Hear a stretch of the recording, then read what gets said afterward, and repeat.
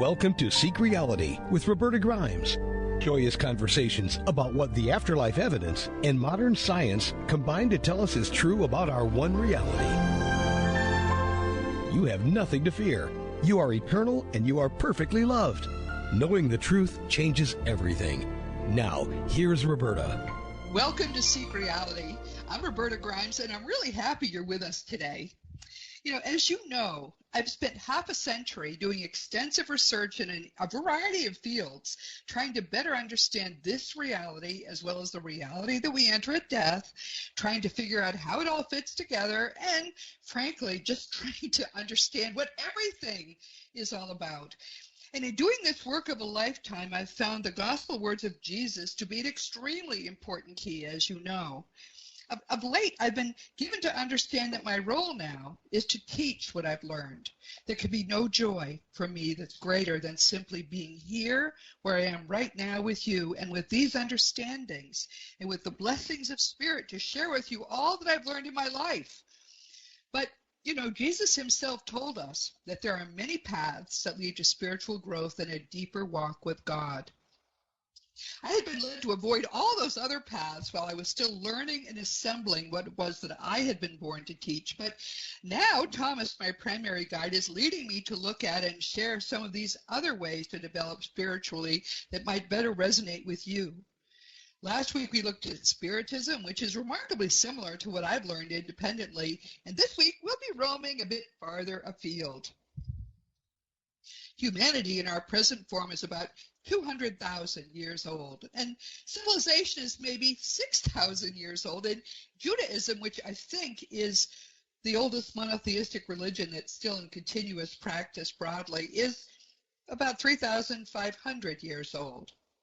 Then Jesus came just 2,000 years ago, really a minute ago, to teach the Jews of his day how to relate to God individually, which I've come to realize is a human craving that must go back for tens or even hundreds of thousands of years. So what were people doing way back then to try to better relate to the greater spiritual life that they likely could sense just as we can sense it, that they likely really also craved just as we crave it? What were they doing, and what can we learn from them now? Well, we have a guest with us today who can propose some fascinating answers to those questions. Dr. Betty J. Kovacs has done extensive research that has been very different from mine, and that is a truly wonderful thing. Betty received her PhD from the University of California at Irvine in comparative literature and theory of symbolic mythic language, and then she taught literature, writing, and symbolic mythic language. We're going to learn more about that from her for 25 years. She served for many years as chair and program chair on the board of directors of the Jung Society of Claremont, California, and she sits on the board of directors of the Forever Family Foundation.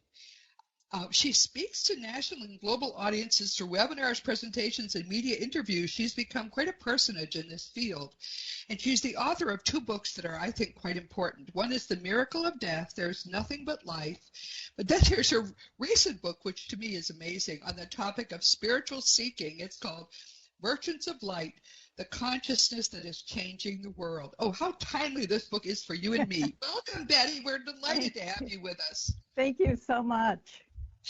Now, tell us something about your personal history. I know you had some experiences, but here you are, this serious scholar. What made you become such a seeker?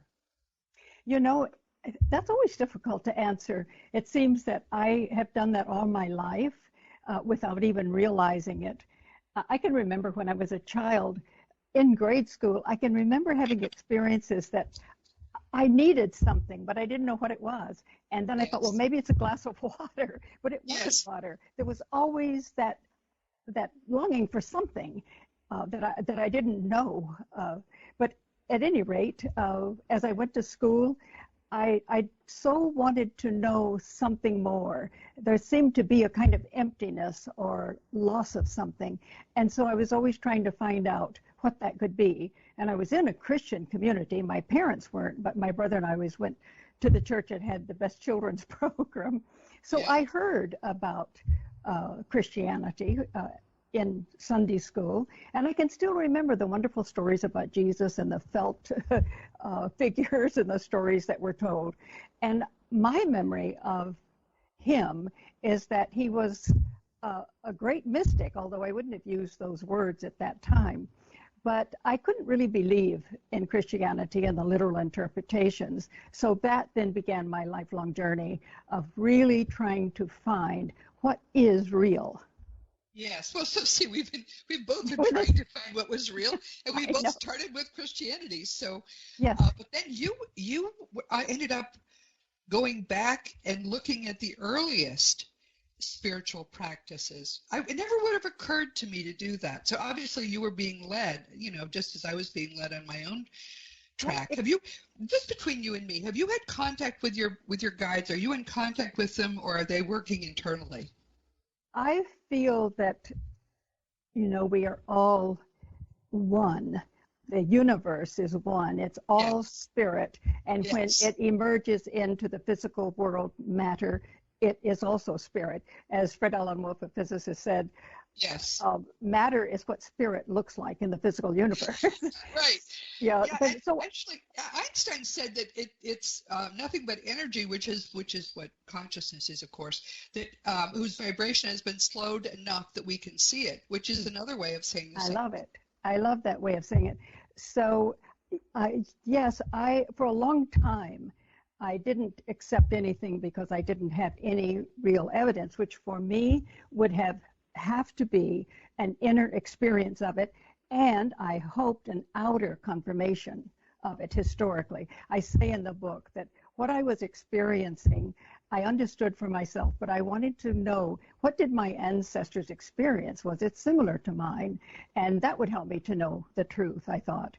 So, and I also then, in the college where I taught, I started teaching mythology and symbolic language.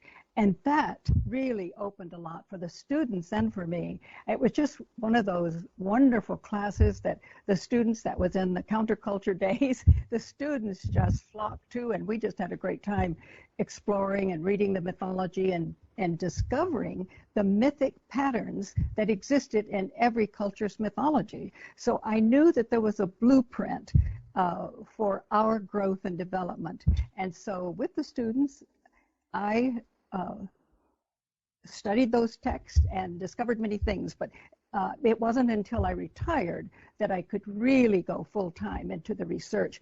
But so the answer to the question is, yes, I do feel that I work with the other side, but what really changed everything for me was in the 90s, my mother was killed in an automobile accident instantly. I'm sorry. And 1 year later, at the very same time and the same day, my son was also killed in an automobile accident. My word. He was our I'm only so child. sorry. Oh, I'm so sorry. Oh, my goodness. 2 years later, my husband was killed in his native Hungary as well in an automobile accident. But after... I'll bet you stay away from cars now, right? No, I don't. Oh, my word. I'm so sorry. No, I don't. Well, thank you, but that was my destiny, I have to assume, because when our son died, my husband and I had incredible experiences with his consciousness after he died. And my husband was not interested so much in these things. He respected my interests. I had gone to South America, worked with shamans. As I said, I taught mythology. I was always looking at these patterns and trying to find more, to just experience more. Well, when our son died, we started having experiences with him, and there was no question. Even my husband, he had a long vision with him not long after he died, and he sat up on the bed and he said, I had no idea what you were talking about. I will never look at the earth in the same way again. Wow. And so he really became kind of a real anchor for me. But we had many, many experiences.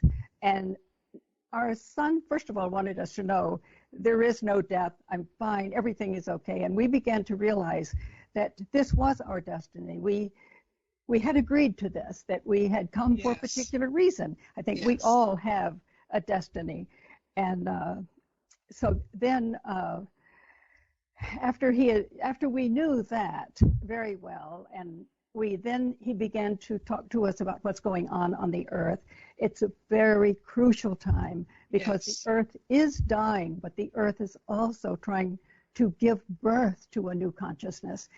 And so those experiences changed me, and I no longer had any doubt, as I had all my life. But I knew then, and that was gnosis. That's what I had wanted all my life, the actual knowing, because it's in me. I didn't learn it from someone. I knew it because I had experienced it. And you found, when you went back 40,000 years, is that the earliest that you're finding communications that make sense to us? Well, it gets earlier and earlier, Oh my! because it's at least 40,000 years BCE that the cave cultures existed Yes. in Southern Europe. Yes. But we now know that the Sand Bushmen in the Kalahari Desert in Africa, they were just right behind the cave cultures. But I think they probably weren't behind the cave cultures. I think that I will listen to what they say. They say they have been experiencing this cosmic consciousness for 60,000 years BCE. Now, we don't have archaeological material to support that, but we do have material to support, certainly in the 30,000 BCE, the Sand Bushmen were experiencing a vast consciousness. Now, we wouldn't know this if it weren't for Bradford Keeney and his wife, Hilary Keeney.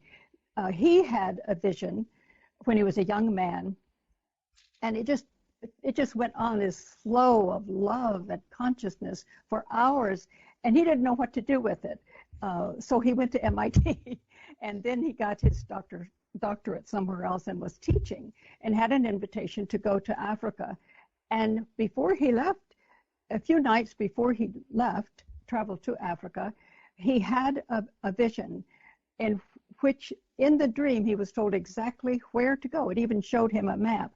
And, earlier I would have heard that, and I wouldn't have known what to do with it. Right, exactly. But he did. And so he decided he would go. And when he took a weekend from the college in Africa, and he went to the place that he was shown on the map, he saw the Sand Bushmen come running across the desert to greet him. And they said, "Brother, we have waited for you so long." Oh my word, that gives me shivers. That's amazing. Me too. And now, please well, go ahead. Well, no, I was just going to make a point here, which I think is kind of significant. We're talking people who live in Northern Africa and people who live in Southern Europe, and this is 40,000, 50, however many thousand years ago. One thing many people don't know is that the people who colonized Europe were actually East Africans. And there is very little genetic difference between East Africans and Europeans. We are essentially identical. The only difference is that about 4,000 years ago, the Africans who had gone into Europe lost the melanin in their skin, but there are skeletons of even British people from just a few thousand years ago where they had the gene for dark skin. I mean, it was very, very recent. We lost it. There's a lot of genetic variation within Africa, but very little between those Bushmen probably and the people that were doing the caves. So which leads me to ask you: was it a common kind of thing where the stories similar between what was going on in Europe and what was happening in Northern Africa? Well, the Bushmen were in Northern Africa for a while, and then they moved down into more Southern Africa. And the Bushmen have been murdered as a culture. There are very few that remain now, and they're in Namibia and Botswana. But they are thought to be the oldest, probably, people on the earth, and certainly. Wow. Yeah, it's just amazing. Yeah. And related to everybody else. I mean, what we really learn when we start doing this research is that we are one. That is one, literally. Yes. Absolutely. Yes. But their stories are, of course, very much about nature and animals, but the same great truths are told in those stories. And for instance, they have dances. Their dances are like their stories. They have a dance for everything. And there is a dance for the little hunger and a dance for the great hunger. So the little hunger is what we have every day to survive. But Right. the great hunger, of course, is the hunger you and I had all our lives. It's that hunger for a deeper meaning. Yes. So their stories circle around that. Oh, wow. Oh, that's beautiful. I think of how so many others around the world who've been detached from the older ancestors is that we haven't seen who they really are. For instance, the South African government sold its last license to hunt the Sand Bushmen in 1936. They treated them. They treated them like animals to be hunted? They did, and they put their heads on a stick or on a ball. My Lord. It really shows something about people who are not in contact or in touch with other parts of the world. These people, it turns out that I learned through the Keenies, they stayed there, especially Bradford, stayed there over 20 years, and he achieved the ability to go into altered states of consciousness all the way to cosmic consciousness with them. And they honored him. And eventually, they gave out their teachings to the world through him and his wife because they knew he had experienced these things. And when anthropologists or archaeologists go around, they don't tell them really what they do. They talk to them like they would children who wouldn't yet know because they know that they won't understand. So, but Bradford did, and it's just they dance. This is the way they trigger that altered state, is that they dance, and they dance together. Sometimes they can dance and sing for hours and hours and hours and then go into a state of consciousness. But the ones who are really skilled and know how to achieve cosmic consciousness, or what we call Christ consciousness, they do as a community, whereas in India, they meditate alone. And when they heard that, they laughed. They couldn't imagine someone being alone. And I really love that because it is communal. And you know something else that they can do? They can manipulate this energy in such a way that they can make little arrows out of it and throw it to someone, and it will ignite this energy in them. Oh, you're kidding. I've never heard of that. Wow. And you know, I think the cave cultures had that too, because I have seen images on the walls of the caves with people with arrows in them. And so I think that they might have learned it from the Sand Bushmen, or the sand learned it from them, but I rather think it's the other way around. So what we're really looking at is that at least 40,000 years BCE, maybe 60, the human species knew that the universe is one vast consciousness. We are universal consciousness, which our quantum physicists are now discovering. We are it. It's like, and so they discovered that and were able to experience it. But then we lost it. Now, and, you talk about that some. Let's talk about that a little bit.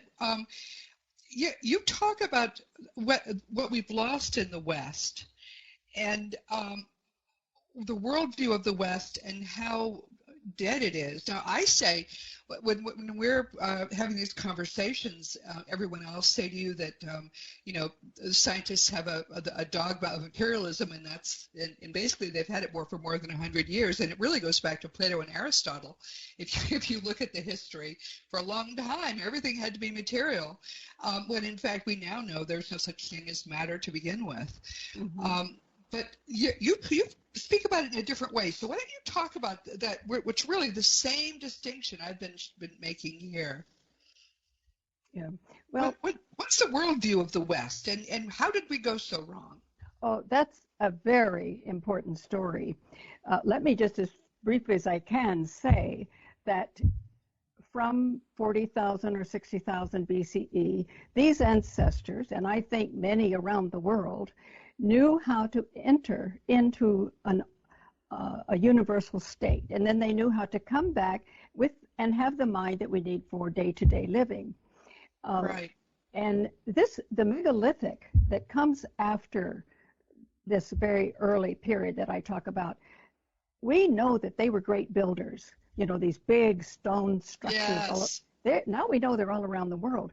They were considered great builders, and builders were considered initiates into the great feminine dimension of the soul. But we don't know enough about them yet, but we do know that. And then there was the old European culture, it was called. Maria Gembudas was an archaeologist that discovered this culture. I knew her, and she was at UCLA, and she did so much research until she said the images became clear to her. But during that time, there was also that ritual of going inward. And this is what I want to emphasize too. From the beginning, it was a going inward.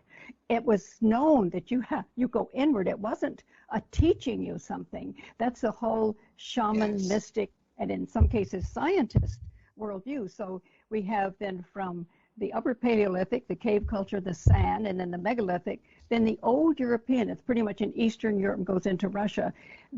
One thing we know about them is that they had a ritual of going inward, and the labyrinth was a very famous, perhaps the dominant symbol for that old European culture.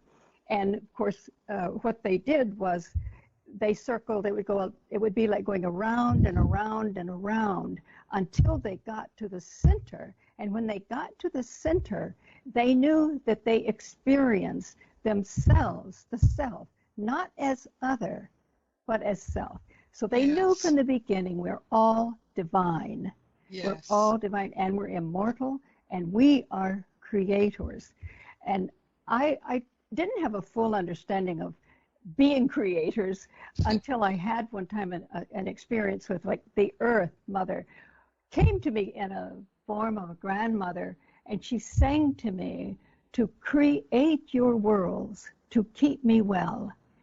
Create your worlds to keep me well. And I realized later how important that we know who we are, that we are immortal, that we are all divine, we're all the same stuff, we're divine, and that we must create, we must take that responsibility and all co-create the world together. That was their spirituality. Wow. Now, Egyptian, so much more is known about the Egyptian culture now than just 40 years ago, because so many of the artifacts are now available that weren't available earlier. I am so profoundly impressed with the depths of their rituals to reach altered states of consciousness. For example, the Pharaoh, in one of the rituals, he goes to death, and he must know how to confront death completely in order to be whole and well and creative, which he was the symbol of a creative culture. But the ritual is very, I would say, complicated and detailed. And then on with all kinds of things in life, that rituals are absolutely detailed, and the male and the female are both honored. So it was very clear in our early ancestors' history that we are the creators, we're divine, and we are immortal, and we need to know that in order to create the kinds of worlds that are worthy of the divine. Then comes Judaism. Of course, it's influenced by the Egyptian culture, but the first temple, I have to say, Margaret Barker, a wonderful scholar who has done a lot of work with this, and the first temple Judaism was a shaman mystic tradition. It was go in. They had techniques for experiencing the visionary world, which is our way of experiencing spirit. And then in 621 BCE, it changed. it was like a huge change in Judaism. And the first temple, they had beautiful wisdom literature and honored the feminine as well as the masculine, because Yahweh first had a consort who was wisdom, and together they created the world. And it was a very different spirituality, because they did rely on the inner vision. And in 621, the Deuteronomists, no one knows where they came from, but they wrote themselves into history by throwing out the feminine, burning down her groves, getting rid of her wisdom literature. That literature is in some of the Christian texts today, but many Jews didn't like it, so what was being done, so they took that information to Egypt. And others were even in Babylon later, and that wisdom knowledge emerged in Europe as the Kabbalah. But the only reason I want to really emphasize this is that it was in Judaism that the first temple mystic shaman tradition was destroyed. And then it became the law and a fierce God I always thought when I was growing up, that was so strange to say, vengeance is mine, saith the Lord. And I thought, why in the world would we have a Lord who wanted vengeance? But it was a very sort of a violent, tribal, very different kind of God. Now, what I think is so exciting is that there's a lot of evidence now to know that Christianity was the Judaic attempt to bring back that shaman mystic tradition in Jesus. Well, yes, clearly the teachings of Jesus are exactly that. They are spiritual and inward and relating to God directly. But we're talking about something that some people are wondering about. So why don't we explain it? When you talk about having these mystic experiences and the cosmic or Christ consciousness, what are you talking about? Oh, well, that's a good question, yes. We didn't know anything about that, most of us. No. Then in Walt Whitman, the American poet Walt Whitman, had a doctor, Richard Maurice Buck. He was a Canadian doctor. And he spent one evening talking about poetry with his friends. And on the way home, he was in the carriage. He thought the city in front of him was on fire. And then he realized, oh, this light was coming from within him. Now, in that moment, he said, I have no idea how long it lasts, maybe seconds. He didn't know, but he said, I was changed forever. That he said, in that moment, I knew I was immortal. I knew we all live forever. Consciousness is eternal. And that there will be a time when we will all experience this consciousness and be able to live in it. It was just the most flowing with love and light, consciousness. He simply knew that all was right and that we would all find this consciousness eventually. Different cultures explain it a little bit differently, but those who experience that, it's always light, it's love, and they know that we are eternal and that we're divine and that we are creative. And this is what our ancestors wanted to give us. For instance, before the Deuteronomists who made this great change, there were many seals and symbols of the tree of life with the fruit. And if you ate of the fruit, you would experience this cosmic consciousness. And the gods were taking us to it and showing us the fruit and telling us to eat it because it was our destiny to become conscious. And that's why it was such a dreadful thing with the Deuteronomists that they had God telling us, remain unconscious, don't eat of the fruit of knowledge. Right. And everything that followed as a result of it was exactly the opposite of the universal model for how we grow and develop. Yes. And we have been plagued with that model for a long time. And the thing is that the teachings of Jesus are meant to supplant that. I think there's a lot of evidence in the Gospels, and I just use the 4 canonical Gospels. That's what my spiritual instruction has been. There's a lot of evidence that he actually came to do away with these religious sort of narrow traditions where, the priest or the minister or whoever it is the one we have to listen to, and we're basically sheep. We don't relate to God on our own. We have to do it in a group. And he came to teach us how to relate to God on our own. Once we relate to God on our own, and where enough of us are doing that, we can together bring the kingdom of God on earth, which is what he said, and it is true. So that's just another way of saying the same kinds of things you're saying. It is. And the thing that was so exciting about Margaret Parker's research is that the people who remembered that shaman mystic tradition of Judaism knew that they wanted to bring back that knowledge to people, and they brought it back through Jesus. And even the early church fathers didn't know where these gospels quite came from, but I discovered that the Essenes, there were many Jews in the whole Palestinian area, but also there was a group called the Therapeutae, and they could well be a group that had mystics, and Jesus may have been a part of it, or that could be a name for the mystics of that group. But certainly we do know that there were those at that time, and so we can say Jesus was one at that time, who did achieve that great spiritual consciousness and wanted to teach others about it, so that we didn't just take words, conscious words from someone else, but that we experienced it. And so then, of course, when it was became Christianity, the Jews didn't have so much to do with it. But I think it's just wonderful to know that there were really serious groups of mystics at that time. And we know that they existed because we have the teachings, Jesus' teachings. And I don't know how many achieved that in that group, or if it was just Jesus, or if that was a symbolic name. But we know there were those who did, at least one, Yes. And he definitely wanted people to know. So these Jews wanted to bring back that ancient 40, 60,000 year in the Egyptian, wanted to bring back what was our native tradition. That was what spirituality was. The shamanistic is that you learn how to go within. There's no doctrine.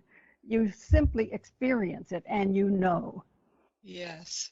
And it was I think some of the research that was done, as I say in my book, the 20th century brought forth the knowledge of many of these cultures that we didn't really know existed in that way, and that this is our natural way, is to go within, to experience this vast universal consciousness that we all are.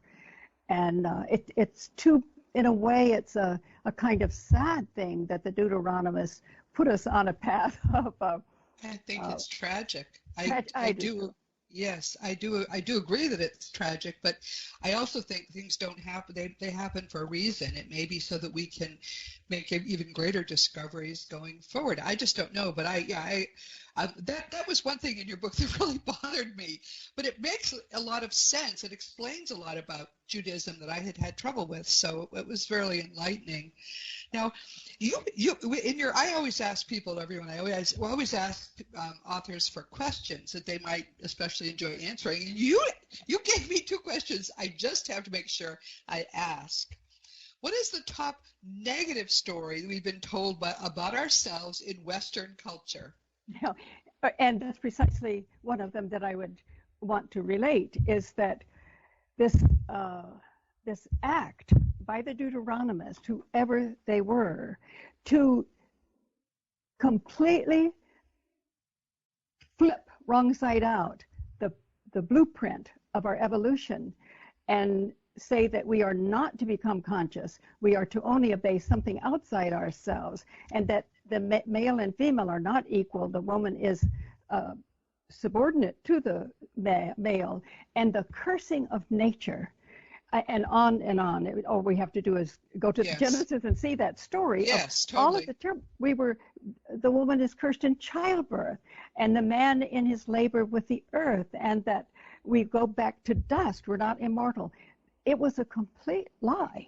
Everything in it is exactly the opposite. And what does that do for the human being, the self-conscious, the self awareness. And, the fall of man, that didn't exist. And, when you see the paintings of the tree with this horrible serpent, which is actually the spiritual Kundalini energy. And I just gave a talk not long ago showing the beautiful images of the tree with the divine leading people to the tree to eat, to become knowledgeable. You eat it, it's within you. And then, of course, we all know the story later, how dreadful. Eve is reduced to a sinner, and actually the tree is the feminine dimension of the divine, the one that Yahweh was once married to. But she always gave the fruit. She always gave it. She wasn't sinning when she did that. And there are so many wonderful images from Egypt of the tree as the woman giving this food to everyone who seeks it. That's the true story. And so what is the top positive story that we've been told about ourselves in Western culture? What is the top? The question you gave that I could ask was, what is the top positive story that we've been told? Yes. Well, I think it was a story that existed for thousands of years in the cave cultures with the sand. And I think all around the world, various people discovered how to achieve that consciousness. I think that was a positive story. I think the Jews attempted to reclaim it in Jesus. And certainly, since then, there have been many people who have understood that there's something more than this very negative story that we were told. But I want to say just one thing about the negative story.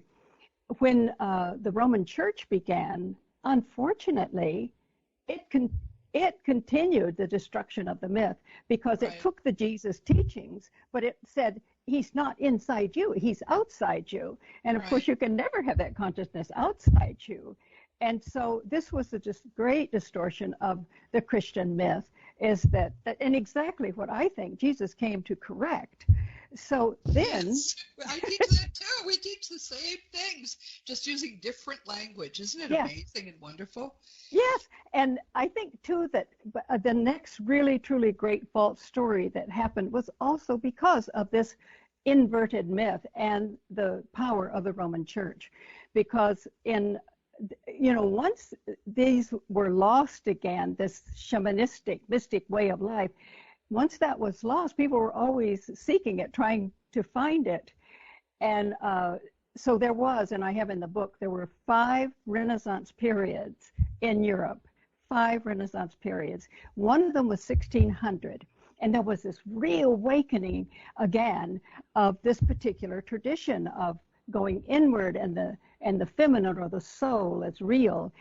And so there was, at that time, it was very scientific too, because there were people from all the way from London all the way to the old Prague, and they were all working on this, discovering you can go inward and what is consciousness like. And there were engineers and scientists of all kinds. Well, some of them got themselves killed because the church did not want this inner knowledge known. No, and they didn't understand. Sometimes they didn't understand. It's been a rough time. No, we've talked about the history of Christianity, which is covered in blood. It's terrible. It's so sad. I just want to make sure we get to know what the Kenlock Center is. Am I saying that right? Because that's what publishes your work. It is. But let me just finish this, because it's the other part of the negative story, and then I will surely go to that, is that they were scientists and they were doing a lot, but the church tried to stop it. It tried to close down everything, kill the people involved in it.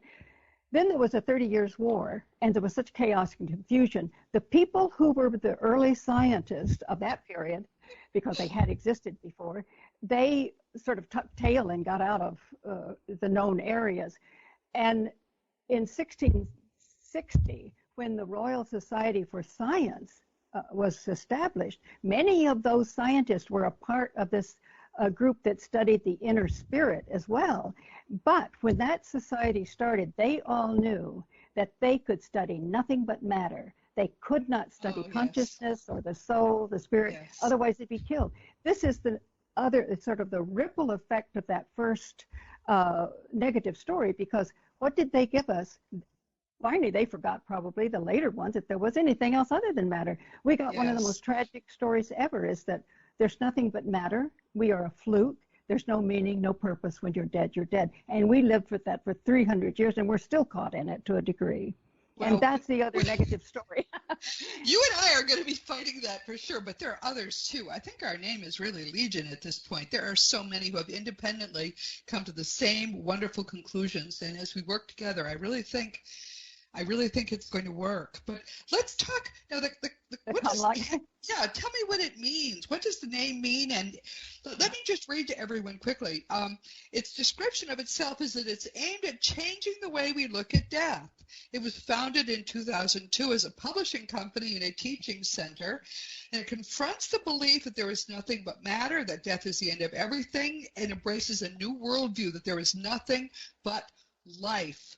Now, that summarizes what I teach too. So I have to say we're doing the same thing. But tell us a little about it. I listened to some interviews of you, and I thought, oh my goodness, we're on the same page for sure. Kindred spirits, isn't it wonderful? So what does the center do, and what does Kumlak mean? Well, yes, Kumlak is kind of interesting. First of all, it was founded by my friend Kim, who she had actually years ago been a student in my class at the college, and we just sort of realized that we must have made an agreement on the other side to do this work. Yes, of course you did. Yeah, so it is a center that teaches the things that we have experienced. And the name, when she was trying to find a name for the publishing company, we'd get one, and then it already was taken. And I had gone to Russia, to Siberia, to Altai, and I had a vision that I was to take some of my husband's ashes and my son's ashes there. My husband is actually Hungarian, so he was actually earlier, the Magyars came from near Altai, and I had a vision that I was to take some of their ashes back. And the name of the place that I ended up was Kamlak. And so I said, and they say there, they told me, this is a place where the old shamans gathered, and there was even an opening in the sky to well, that's the stories when there are shamans working. When you're working in matter, you open up the contact with the dimensions. So anyway, I said to Kim, well, let's try Kamlak. And so no one had that. And then a few mornings later, I woke, and the voice said to me, look at the name. It's K-A. It's like you're breathing out, and Ak at the end, A-K, you're bringing in. And what is in the center? And I looked, it's M-L. Well, that's Merchants of Light. And my husband and I had, after our son died, a lot of visions with Merchants of Light. And I talk about that in the book. It's they actually come at a time when the earth is going through a very difficult death and we hope rebirth, and they always come to work with us when there is that kind of time. And when I looked at it, I saw, we just sort of said, let's try that, and it was exactly the name we were supposed to have. Isn't that wonderful? That's a great story, and it's KANLAK.com. Mm-hmm. And I recommend you visit the site, because both of her books are there, and there are other things there that are interesting to read. But what to me is wonderful, Betty, is that we are basically teaching precisely the same thing. And the way you teach it will resonate with some people. The way I teach it will resonate with some people. But it's all the same truth. It we is. We never talked till today, for heaven's sake. So it's not like we shared any of it. Well, when I listen to you, of course, because I was in Christianity growing up, and it nurtured me. And I went to a college that was a Christian college. I studied Christianity, the Old Testament, New Testament, life of Jesus, and so on. My professors were wonderful. They were very wise people, good teachers, and I could not have gone to a better place for me. But when I left the college, I still could not believe it in the way that the outer teachings of Christianity would have me do. But I loved those people, and my time there I was very nurtured. And in fact, I even went back and did another degree in American Studies because I got a scholarship for that, and I didn't have any money at the time. But I had a dream just before I was finishing, and I knew that dream meant that I owed my allegiance to this feminine being who appeared. There was both the male deity and the female deity, and they both were creatively working together, but I knew that soul was reflected in the feminine, and I wanted to know more about that. But it was as though I got that guiding just as I was about to leave that place, which I've always loved. I still am grateful to it. So Christianity was it had a very warm place in my heart as well as yours. We could probably talk all day. We've come to the end of our time, though. We're going to have to wrap it up. And I think we're going to have talk again because quite a bit of your book I never even got to. And we'll figure out how to take a slightly different tack and do this again in 6 months or so. That would be wonderful, because we've had several periods in which this ancient shamanic teaching emerged. And I talk about those 5 periods. The 5th one is right now. And I think there are things we can all do to help give birth to this vast consciousness that we are. So we have to be working together on this. All of us, everyone listening, is part. If you're listening, you're part of this process, and it's the most wonderful way to spend your life you could possibly have. But meanwhile, big hug, my dear. I'm so glad to meet you. You too, Roberta. Thank you for having me. I'm very grateful. And I so enjoyed meeting you. Yes, this is fun, and we're going to have a lot more fun, everyone. We're only just beginning this process. But meanwhile, this has been Seek Reality with Roberta Grimes. I'm so glad you could be with us today. Please never forget that you are a powerful, eternal being. You never began and you never will end. And when you really get that, it changes everything in your life for the better. Next week, our guest will be all the way from the UK, Sue Brain. Sue is another of John Beecher's wonderful White Crow Books authors, and she's someone else whose guides are making her aware of the worldwide effort being conducted at the highest levels of reality to elevate the consciousness of this planet. Her response to the urge to help with this effort has been to do research and then teach spirituality, death, and dying. And her new book is called Living Fully, Dying Consciously, The Path to Spiritual Well-Being. Sue is very into this. She also hosts a blog that focuses on how to live consciously for a better world and a Facebook community page with the same title. Frankly, isn't it beautiful to see how many people are feeling led to do their own parts in this, and we're all coming together now. So please join us next week and meet another lovely human being who is sharing our journey. And this week, our wonderful guest has been Dr. Betty J. Kovacs. Betty is the author of Merchants of Light, The Consciousness That Is Changing the World, and I recommend her book highly. I found it fascinating because she's felt called to assist with the elevation of the consciousness of this planet by going way back and showing us that this has been a primary human movement ever since we first stood upright. The first truly human beings were 200,000 years ago.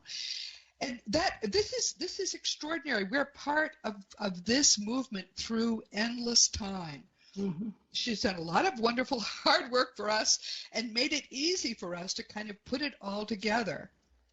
What we've learned from the Jesus of the Gospels is nothing new. He's bringing to us again what people were doing a long time ago. This is a time when our relationship with the genuine God is coming to a whole different level. And we can all be part of it, and we're all being called to be part of it. And it's the most exciting work we can possibly do. So, let's all of us keep working together. As you know, my own nonfiction books are Liberating Jesus, My Thomas, The Fun of Dying, The Fun of Staying in Touch, The Fun of Growing Forever, The Fun of Living Together, and very soon, The Fun of Loving Jesus. I keep promising this. I'm sorry. We just haven't gotten to focus on it yet. The Fun of Loving Jesus, Embracing the Christianity that Jesus taught. The Fun of Growing with Jesus is going to come out shortly, and it'll join the fun of meeting Jesus. Both are beautifully illustrated children's books. And of course, all my books are available on Amazon.com and through bookstores too, and the adult books are audiobooks as well. If you want to talk to me about anything, if you want to contact me, you can always contact me through the contact block on robertagrimes.com. I answer every email. Just please be sure to make sure I have your right address. Past episodes of Seek Reality are available on webtalkradio.net and in a whole lot of other places. And everyone, please, above all, remember that you are part of a great movement which is happening all over the earth now. Our name is Legion. Each of us is doing it in our own way. So listen to your internal guidance. I think you'll be astonished and delighted and thrilled to see the kind of part you're being called to play. Meanwhile, this has been Seek Reality with Roberta Grimes. Please enjoy. Please make the most of this coming week in our one reality, knowing that you are a powerful, eternal being, and you, most of all in the entire universe, you are infinitely loved. You've been listening to Seek Reality with Roberta Grimes. Roberta blogs and answers questions at robertagrimes.com. Join us every week as we explore what the afterlife evidence and modern science combine to tell us is true about the one reality we all share. Knowing the truth changes everything.